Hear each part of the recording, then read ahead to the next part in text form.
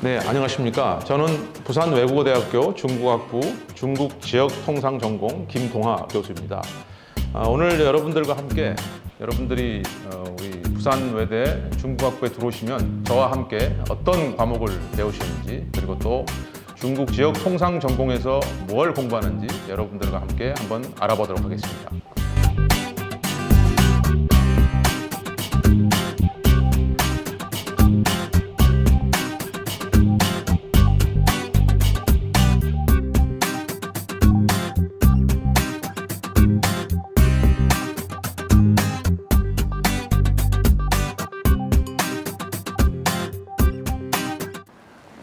제가 혼자 지은 책도 있고, 그 다음에 여러 교수님들하고 같이 지은 책도 있고, 그런 책들을 몇 권 들고 왔는데요. 이 책들을 하나씩 좀 소개를 하면서 저희 중국학부 중국지역통상전공에 들어오시면 어떤 과목을 배우는지 한번 볼까요?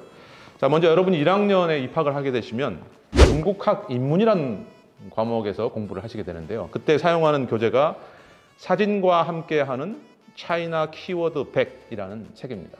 그래서 이제 이 책을 통해서, 물론 우리 중국학부를 입학하시는 분들 중에서는 또 중국에서 여러 해 살다 오신 분도 있고 중국 경험을 가지신 분들도 있지만, 또 어떤 학생들은 중국을 처음 접하는 분들이 있으니까, 그래서 그분들을 위해서 중국 정치, 경제, 사회, 그리고 또 중국어랄지 또 한자랄지 여러 가지 기초적인 내용들을 1학년 때 이 책을 통해서 차근차근 배우게 됩니다. 그 다음 책 제목에서 보이는 것처럼 이제 사진과 함께 읽는 차이나 키워드 100가지로 구성을 했거든요. 이제 그러다 보니까 여러 가지 사진들이, 여기 보시면 사진들이 들어간 교재를 이용해서 보다 쉽고, 그 다음에 보다 다양한 방법으로 접근을 해서 중국이라는 그런 우리 학습 대상을 살펴보는 그런 교과목을 마련하고 있습니다. 다음으로 여러분한테 소개해드리고 싶은 과목이 중국 지리의 이해입니다. 여러분도 잘 아시는 것처럼 중국은 세계에서 4번째로 큰 국토 면적을 가지고 있죠. 그리고 인구도 중국 세계에서 가장 많고요. 그래서 중국 같은 경우는 저 북쪽, 겨울이 되면 영하 40도까지 떨어지는 하얼빈 하면은 우리 안중근 의사가 의거를 일으킨 그 도시이기도 한데, 그리고 또 홍콩과 인접하고 있는 또 광저우랄지, 광저우에서는 또 아시안 게임이 열렸죠. 그래서 다양한 기후대가 있고 큰 중국 지역만큼이나 다양한 특성, 그리고 또 문화, 그리고 여러분들 잘 아시는 것처럼 또 중국은 지역별로 방언이 있어서 전혀 말 자체가 또 체계가 틀립니다. 그래서 이 중국 지리의 이해라는 과목을 통해서 이런 다양한 중국의, 이걸 이제 우리 학술에서는 지역학, 중국 지역학이라고 부르는데요. 다양한 중국 지역별 특성을 여러분과 함께 살펴보는 기회를 갖도록 하겠습니다. 자, 요거는 교양 과목이기도 하고 전공 과목에 있는 건데요. 책 제목은 화교 역사 문화 답사기 이렇게 되어 있습니다. 화교는 중국에서 살고 있다가 해외로 나간 중국계 교포를 화교라 그러는데요. 전 세계적으로 한 4,100만 명이 전 세계에 퍼져 있죠. 그래서 이들 화교가 단순히 뭐 해외에 나가 있는 중국 동포이기보다는 저 같은 경우는 이제 중국 경제를 전공하는 사람인데, 경제적인 입장에서 보면은 한국의 많은 비즈니스 기회를 확대한다든지 그런 기회를 제공하고 있습니다.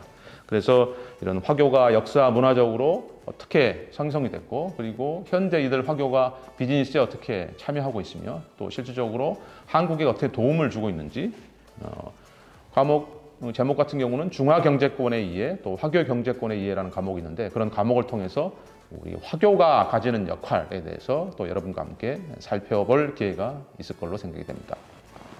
이 책을 통해서는 이제 책 제목이 차이나 머천트인데요. 중국 같은 경우는 아까 중국 지리의 이해 설명할 때 또 말씀드렸지만은 그 지리적 특성만큼이나 중국에 있는 지리적으로 상인들이 비즈니스하는 광경이 틀립니다. 그래서 예를 들면 산동 상인들은 비즈니스 할 때 술을 아주 좋아한다.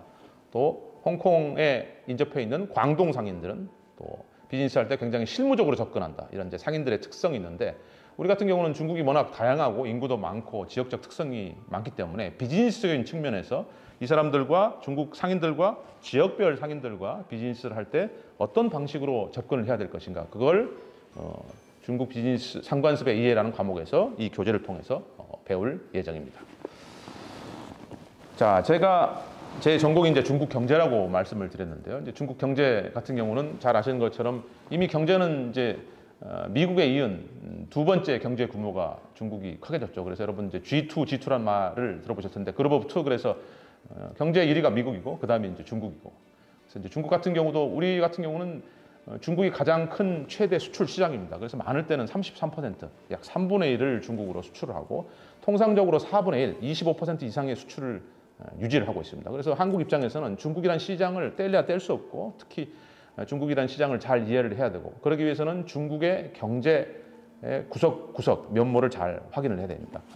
중국은 1949년에 성립이 됐는데 처음에는 계획 경제로 시작을 하다가 나중에 1994년부터 사회주의 시장 경제를 시작했고 그리고 2001년에는 WTO에 가입을 했습니다. 그 얘기는 글로벌 스탠다드, 즉 모든 기업들이 지키는 기준을 다 중국도 따르겠다 그런 얘기겠죠. 그래서 이렇게 보는 것처럼 중국 같은 경우는 한 50년, 60년이라는 기간 동안 중국 경제 자체가 굉장히 큰 변화를 이뤄왔어요.